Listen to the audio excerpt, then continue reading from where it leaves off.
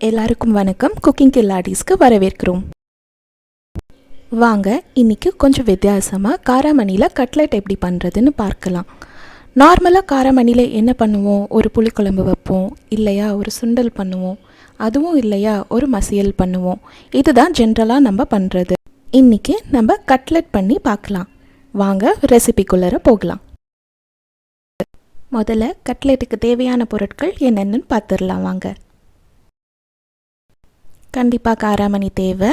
காராமணியில் கருப்பு காராமணி இருக்குது, வெள்ளை காராமணி இருக்குது. நம்ம எது வேணாலும் எடுத்துக்கலாம். 1 கப் காராமணி நம்ம ஊற வைக்கிறதுக்கு எடுத்துக்கிறது இந்த ரெசிபிக்கு கரெக்டாக இருக்கும். பச்சை மிளகா நம்ம காரத்துக்கு ஏற்ற மாதிரி எடுத்துக்கலாம். ஒரு 3 கூட கரெக்டாக இருக்கும். 6 சின்ன வெங்காயம், வேக வச்ச உருளைக்கிழங்கு ஒரு சின்ன சைஸ் போதும் நமக்கு. இது நம்மளோட கட்லெட்டுக்கு ஒரு பாடி தரும், அதுக்காக தான். இதோட சோம்பு 1 teaspoon, ginger garlic paste 1 teaspoon, கருவேப்பிலை ஒரு 4 இல்லை 5 இலை போதும். நான் இங்கே ட்ரை லீவ்ஸ் எடுத்திருக்கேன்.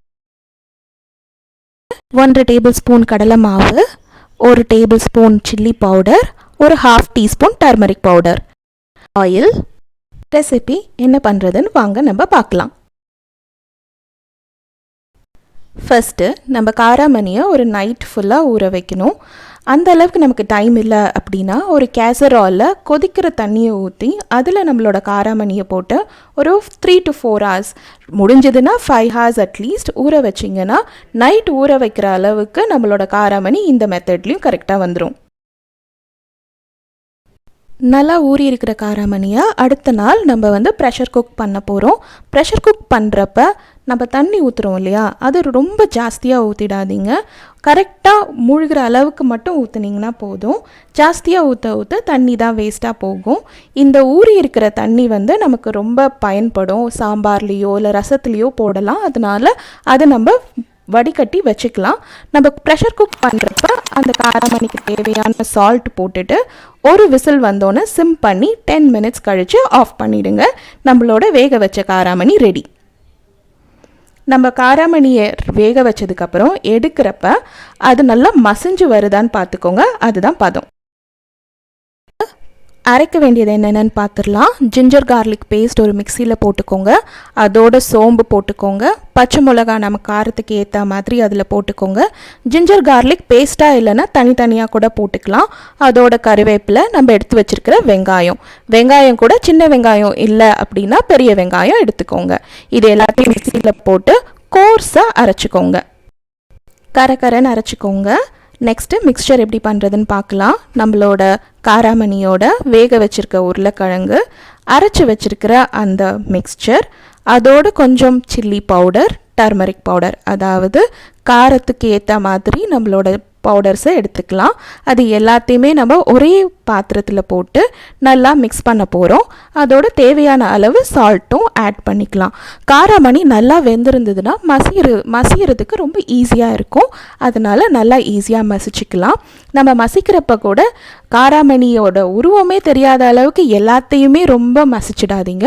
ஓரளவுக்கு 1, 2ன்னு தெரியணும், அந்த அளவுக்கு மசிச்சுக்கோங்க. நமக்கு ஈரப்பதம் இருக்கும் இல்லையா அந்த கட்லெட்டில், அப்போ நமக்கு உருட்டிக்கிட்டு வராது. அதுக்காக நமக்கு தேவையான அளவு கடலை மாவு போட்டுக்கிறோம். அதையும் போட்டு நல்லா மிக்ஸ் பண்ணி இந்த மாதிரி எடுத்து வச்சுக்கோங்க.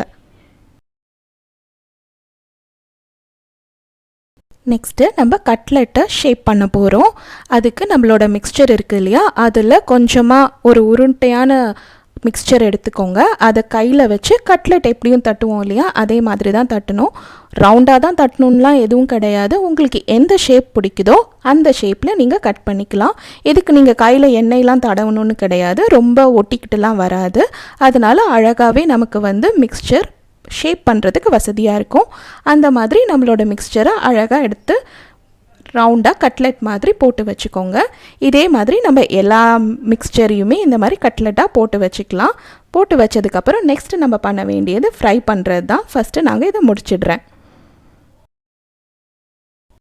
எல்லா மிக்ஸ்சரையுமே நான் இந்த மாதிரி ரவுண்ட் பண்ணி வச்சதுக்கப்புறம் நம்ம ஒரு தட்டில் போட்டு வச்சுக்கலாம். தட்டுலேயும் இது ஒட்டிக்கிட்டு இருக்காது, அதனால நீங்கள் தாராளமாக பண்ணலாம். நெக்ஸ்ட்டு தவாவை நம்ம அடுப்பில் சூடு பண்ணுறதுக்கு எடுத்து வச்சிடலாம். நான்ஸ்டிக் தான் வேணும்னு கிடையாது, எந்த தவா வேணாலும் எடுத்துக்கலாம். அது ஹையில் வச்சுக்கோங்க ஃபஸ்ட்டு சூடு ஆகிற வரைக்கும். அதில் எண்ணெயை ஊற்றி நம்ம க்ரீஸ் பண்ண போகிறோம். ஃபஸ்ட்டு கட்லெட் போடுறதுக்கு முன்னாடி அது நல்லா க்ரீஸ் பண்ணுறதை நம்ம இங்கே பார்க்குறோம். க்ரீஸ் பண்ணதுக்கப்புறமா நம்ம உருட்டி வச்சுருக்கோம் இல்லையா கட்லெட்டு, அதை எடுத்து போட்டு கொஞ்சமாக எல்லா சைட்லேயும் எண்ணெய் ஊற்றி நம்ம வேக வைக்க போகிறோம். 2 பக்கமும் ஒரு 5 நிமிஷம் மீடியம் ஹையில் வைங்க. வச்சு எடுத்திங்கன்னா நம்மளோட கட்லெட் சூப்பராக ரெடி ஆகிடும். இதோ பாருங்கள், இன்னும் 2 நிமிஷத்தில் நம்மளோட கட்லெட் ரெடி. இந்த கட்லெட் ரொம்ப டேஸ்டியாகவும் இருக்கும், அதே நேரத்தில் ரொம்ப ஹெல்த்தியாகவும் இருக்கும்.